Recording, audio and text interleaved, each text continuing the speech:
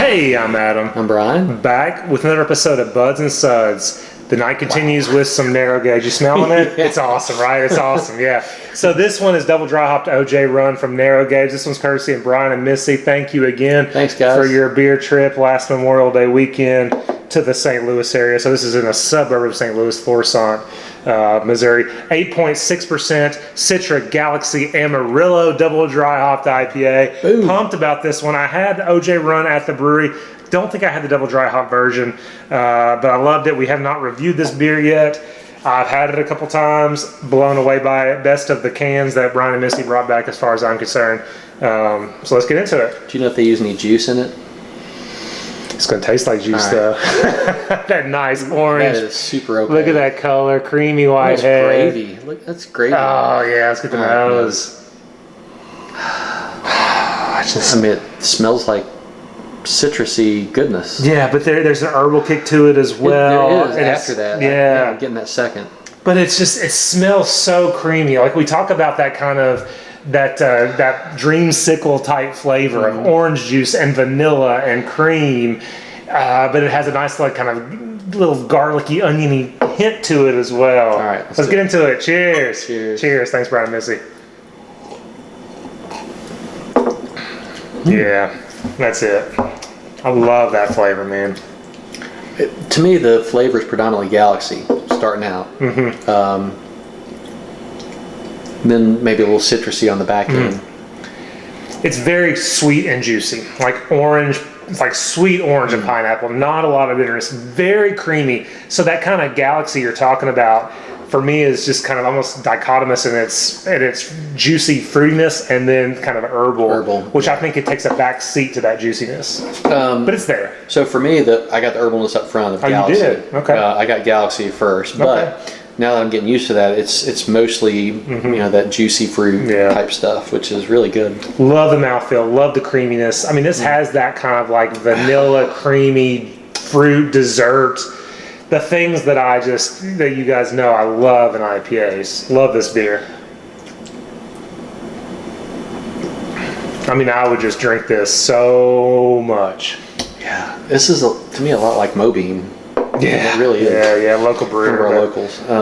Like the best batch of it. I think I've been giving it a 4.5 or 4.75. I'm in a good mood today. I'm going 4.75. I love it. I've had a couple beers before we did Buds and Suds tonight. Not too many, but this is like one of those. This is one of those top tier IPAs for me. I'm just going to stick with a 4.75. I'm going 4.5. I like it a lot. That's really good. Solid, isn't it? I like that, but still, Galaxy is a predominant flavor to me. Yeah. I get mostly Galaxy. I still get some of the other hops, but well, maybe some Citra, but mostly Galaxy. So Amarillo for you, because I was drinking an Amarillo IPA, a local one.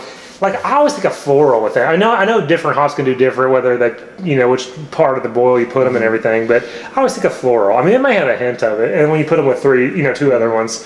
But what do you think of when you think of Amarillo? Well, it's been so long since I had a just straight Amarillo. You should be able to get some grassiness or some herbal quality, but there should be. The funny thing is, if you open up a manual on hops and you look at all the different flavors, you can get everything, right? You get everything out of every single hop, which is crazy. Right. And I don't know who's actually the one tasting these and giving these hops all their characteristics. But some people, I think they're basically. It could be anything at any time. Yeah, it makes you wonder what they had beforehand. Right. How much they've had to drink that day, whether it's hot, whether it's cold. But anyway, when I think of Amarillo, I think mostly of a little citrusy, a little bit of grassiness, or a little bit of herbal. Fair. I think that's kind of my floral, how I describe it. Not quite as grassy as like Simcoe would be, but a little more on the floral side compared to Simcoe. Because I remember I've said this before in our videos, but I kind of think of this chart where it has on the four corners, kind of like I have a compass, there's juicy citrus, there's piney, like resinous, herbal onion, and then kind of like a floral, and so I always trying to think like where it kind of lies, because it's always very rare that it's just like, it's all the way out here with none of these other characteristics. And then, depending, like you said, if you've had something that's a little more herbal than the beer you're drinking, you're not going to get the herbalness in the beer, if you've had something that outweighs it. So it's always, very interesting what you drank before and eating before too. That's the way our tongues work. Yeah. I mean, you know, once you get acclimated to a certain flavor, then the next flavor kind of shines. And so, yeah, having something beforehand. This is really But good. no matter how many sips of this, it's still just a wonderful, Yeah. wonderful beer. This one is a must try from Narrow Gauge. We've touted them. Like I said, I love it. If you go to that area, take the extra few minutes and go up to Florissant. And It's worth it for sure. or however you pronounce it. I may be massacring it, but it's worth going up there for the food and the beer. So, anything else?